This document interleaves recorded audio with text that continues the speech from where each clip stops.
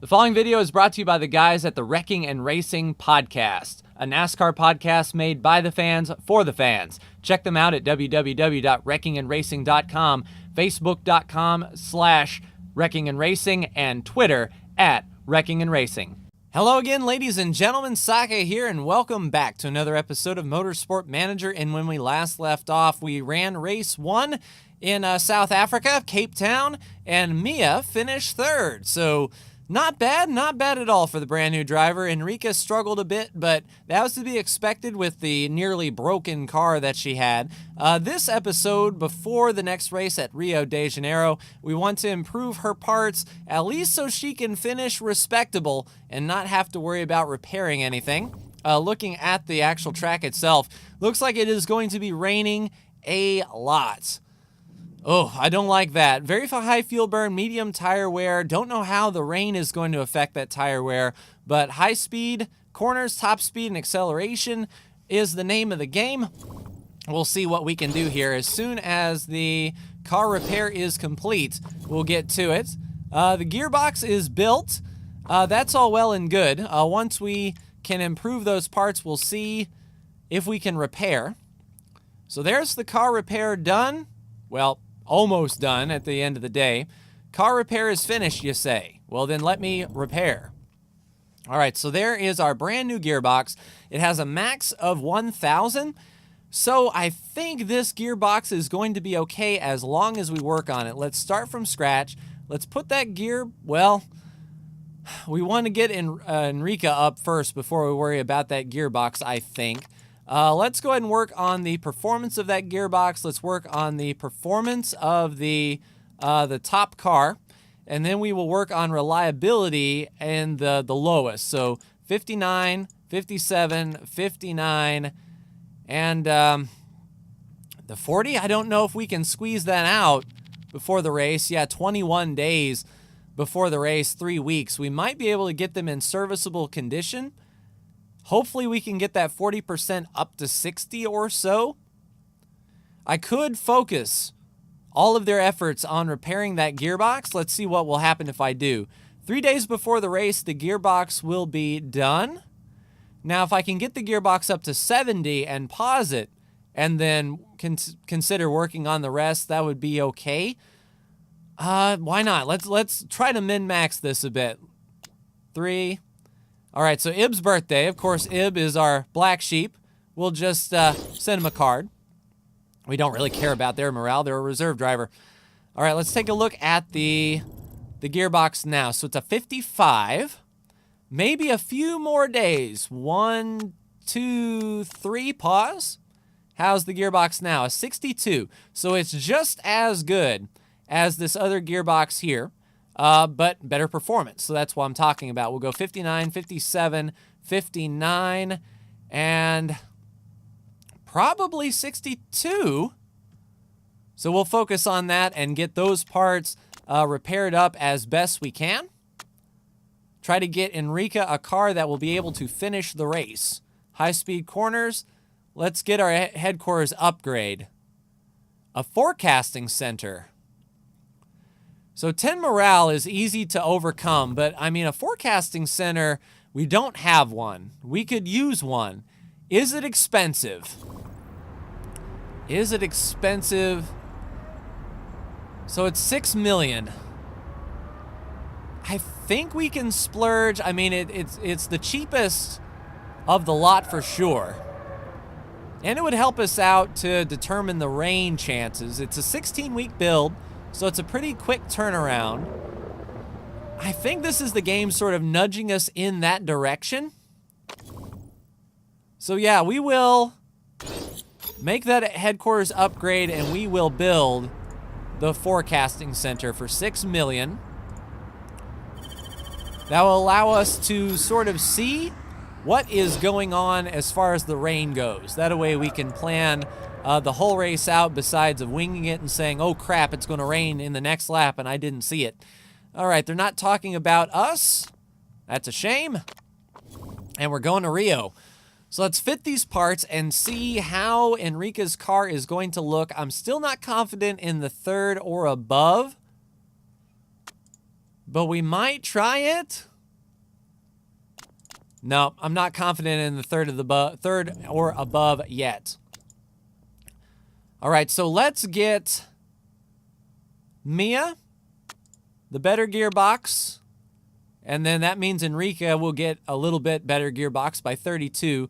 The rest is okay, and we're sitting decent as far as part condition is concerned. We can't shave off anything, but we may be able to finish this race. So I will go ahead and practice and qualify and see you for the race. Welcome back to Rio de Janeiro, and we qualified on row 1. First and second, Enrica will not be denied. She qualified on the pole. Mia starting in second. We are locked to very fresh, ultra soft tires, and as of now, the rain is staying away through lap 5. Don't know what kind of weather we're going to see later in the race, but track grip is going to increase. Qualifying was interesting with spurts of rain, periods of dry, trying to hit the dry period before it got wet. But we've got 15% bonus to our race trim, 10% to soft tires. So on these sets of pit stops, we will go soft tires to maximize that performance and the longevity of those tires. So let's go ahead and start the race and see exactly what we can do. 119 for Enrica, a blistering pace. We've got them pushing for now until the tires get up to temperature, and then we are going to see where we fall in the grand scheme of things after the fact. Now, Enrica on the pole is good because she doesn't like to pass. Mia does a lot better job in passing and overtaking, so if anyone can come from behind, it is Mia. In fact, she's pushing 3 wide, trying to get around. And Enrica is sort of holding up the pack here. What we want is both cars in the points, and that is the ultimate goal for now. Let's go ahead and scale back the tire pushing since we're right there in the middle of the temperature range, and we're going to keep an eye on this weather, see if the track grip starts to drop, see if we're going to have to pit for some intermediates. 18 laps left to go, and I think there were 9 in the tank. So it's going to be a 2-stop race. It's just a question of what we're going to put on those 2 laps. We're dropping back, but we're both still in the points. A lot of people pushing hard on those ultras. It makes me wonder if rain is coming and they're really pushing to use them up, but I don't see any rain. There goes Enrica down to the inside. Good pass there. She's sort of timid, really timid when it comes to passing. Mia's up to 5th. Nice. Enrica for a 3-fer. You really don't see Enrica do that too much, but keep the team cars right next to each other. Mia will be right side by side.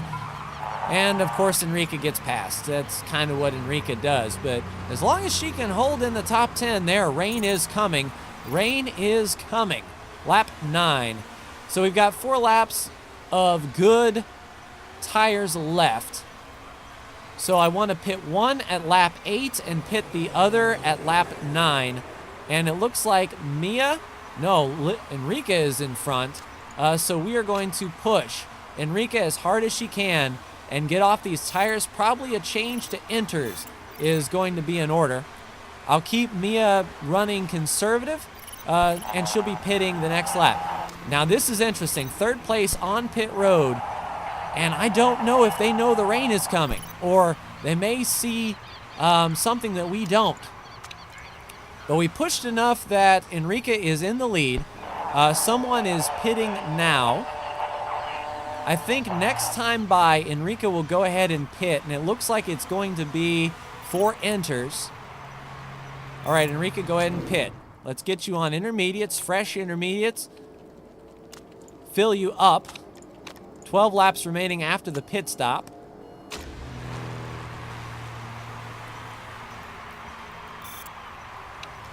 And you know what? Well, I was going to say Mia's going to have to pit this time anyway.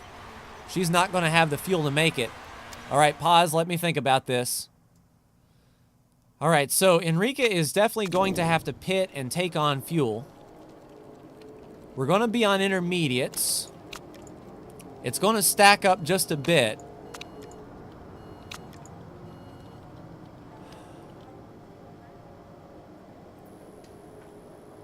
I've got myself into a bit of a pickle.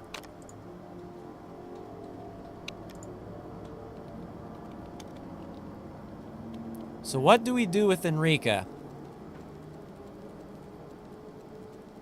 Do we take 2 laps of fuel and ultras to mitigate the damage?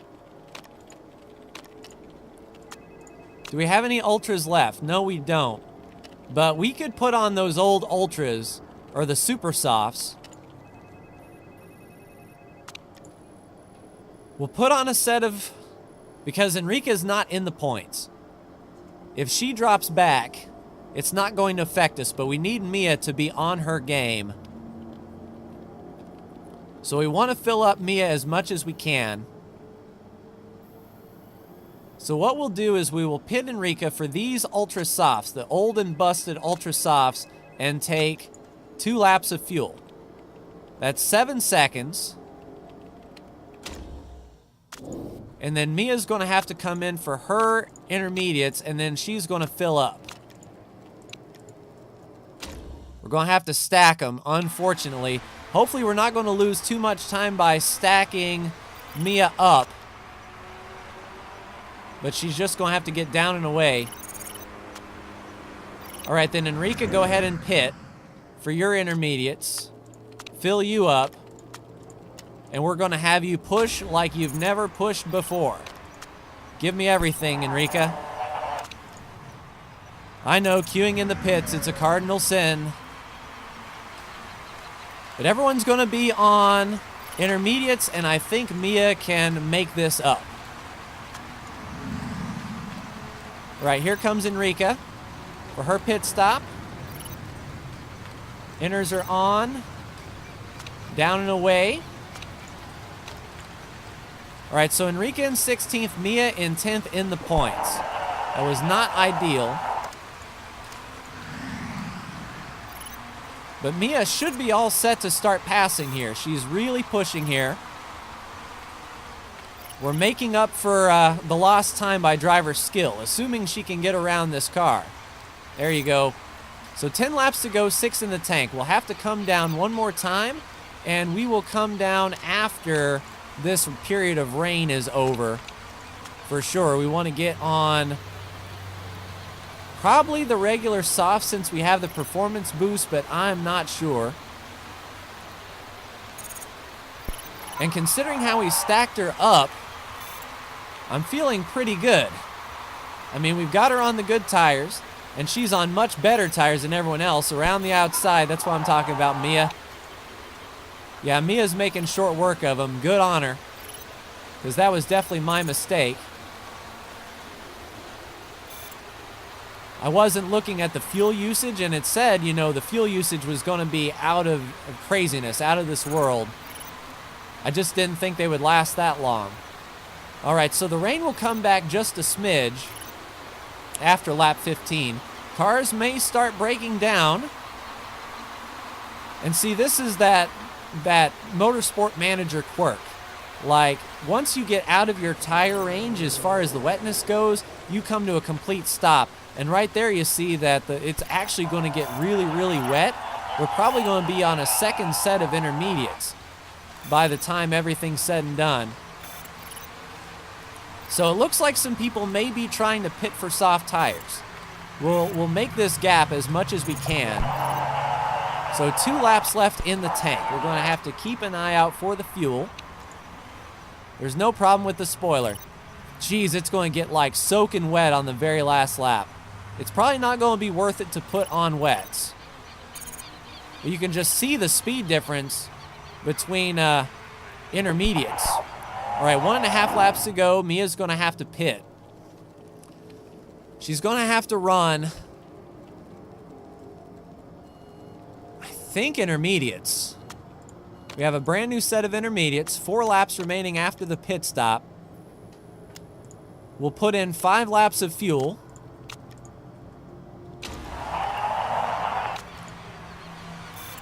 And then for Enrica, I think we can just push her this whole next lap. We can attack with Mia as well. So Mia going for second. So she's down on pit road. Enrica will pit this time by. And she will get on a brand new fresh set of intermediates. A little bit less fuel. I mean, the rear spoiler's starting to take some damage. But Enrica's just going to have to go with it. Just a scant few laps to go, and it is going to be a really wet series of laps. So we've got Mia pushing as hard as she can, and she is done with pit road.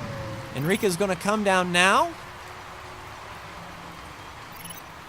2, 3, and 4 down and away. So she'll come out in 7th, block 8th. Nice. Nope, ignore it. We're in the points. No sense in pitting now. So we've made our bed. It's going to get really, really wet and really, really slick. If we can just keep on pushing, we'll be fine.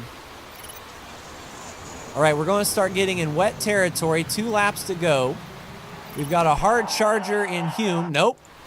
Stick with it, Enrica. Nope, stick with it, Mia. We've got 2 laps to go here.